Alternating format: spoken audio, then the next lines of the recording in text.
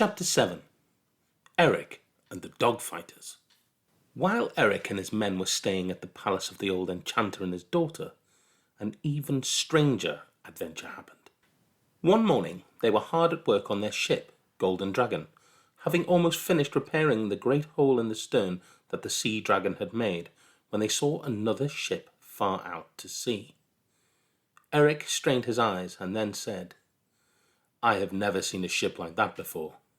Ragnar Forkbeard too peered into the distance and then said, "This is the strangest ship I ever saw." Thorkild raised his hand to his eyes and said, "It has 6 sails, and each sail is round like the sun. And how tall the masts are!" The old enchanter came to the shore, and when he saw the ship approaching, he shook his head and sighed a deep sigh. "I fear your work on Golden Dragon has been in vain. None of us shall live to see another sunrise." Erik put his hand to his sword, and so too did each of his men. "Farewell, daughter," said the old enchanter. "Even I am not powerful enough to save you from this evil that now approaches." And tears came to the old man's eyes. But Erik gripped his arm and said, "What is this strange ship that approaches? What foe does it bring that strikes such terror into your heart?" The old enchanter gazed at him and said, "I know this ship from the fearful past. I have seen it once before from another land. It brings death and destruction, for it brings the Dogfighters to our peaceful shore." Erik and his men looked out at the ship that was fast approaching, and they could see dark figures lining the deck and the glint of many swords. "Whoever it brings," said Erik, "we shall defend this island to the last breath in our bodies." But the old man shook his head. "How can you succeed where all have failed before?" And all the time the Dogfighter's ship drew nearer and nearer. "Take your daughter to the great cave in the mountain, and we shall find you when the fight is done," said Erik. But the old enchanter shook his head. "You cannot fight the Dogfighters. Come with us, and perhaps we shall escape somehow." But Erik replied, "We shall never leave our ship, Golden Dragon, for it is certain that such an enemy would steal or destroy it." And all the time the Dogfighter's ship drew nearer and nearer, and now the men on the shore could see the glint of steel helmets in the wintry northern sun. "Come away, quickly, while there's still time," cried the old enchanter. But Erik and his men had drawn their swords, and already they were taking up their battle stations. The old enchanter shook his head and turned to go, but Freya, his daughter, stood where she was and said, "Father, I will stay with these brave men and face this enemy, for I would rather die here and now on this shore than live in fear and shadow in the cave on the mountain." And the old man tried to speak, but no words came to his lips. He held his daughter to him, and then they both hid behind some rocks as the Dogfighter's ship drew closer to the shore. Erik and his men peered hard to make out their enemy, and now they could see that each of them did indeed wear a steel helmet, and each helmet was shaped like a great dog's head. "Are these men with the heads of dogs?" said Erik, "or dogs with the bodies of men?" And secretly each of his companions felt sick with fear. Ragnar Forkbeard turned to Erik and said, "How can we fight such creatures as these?" And Erik stared at the grey sea and said, "Even I fear it is hopeless." And they watched as the dog-headed warriors began to leap out of their strange craft.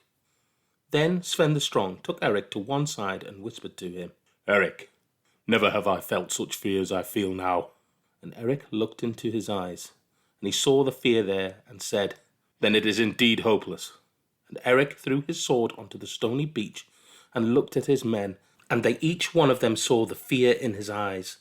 As the Dogfighters waded nearer, the companions saw that, though the waves were high, the dog-headed warriors stood 3 feet above the highest. Then Ragnar Forkbeard also threw his sword onto the stony beach and said, "If Erik cannot fight these creatures, how can we?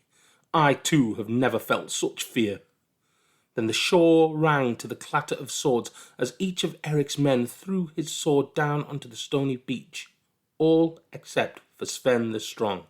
And he said, "What has happened to us? Many times in my life I have been afraid, yet it has not made me throw down my sword."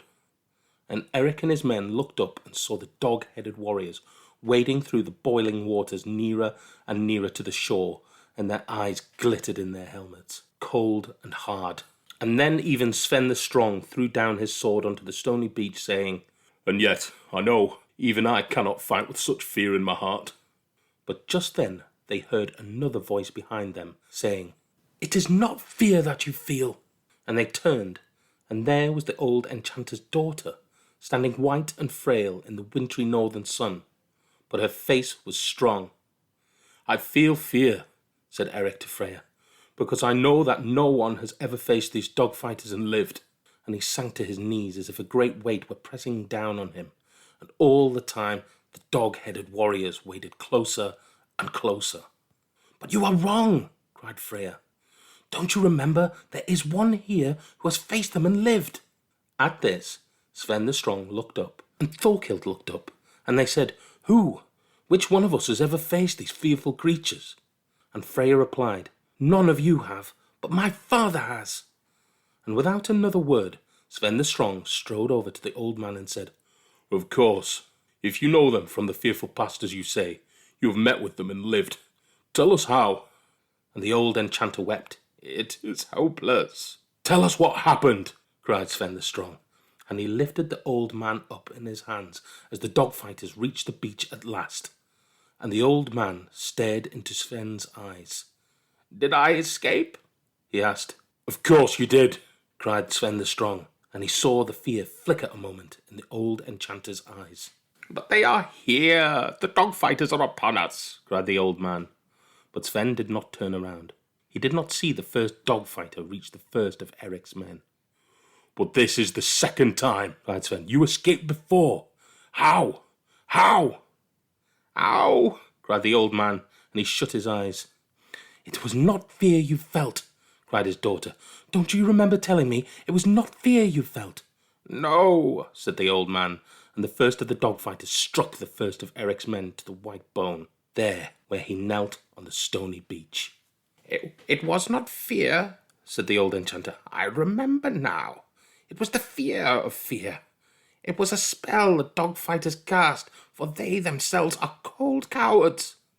And the old enchanter opened his eyes, raised his arms, and for an instant the wintry northern sun turned black, no more than a blinking of an eye. And then Sven the Strong gave a great cry. "Erik, it is a trick. These dog fighters would make us afraid of being afraid. We are often frightened, but we are not cowards."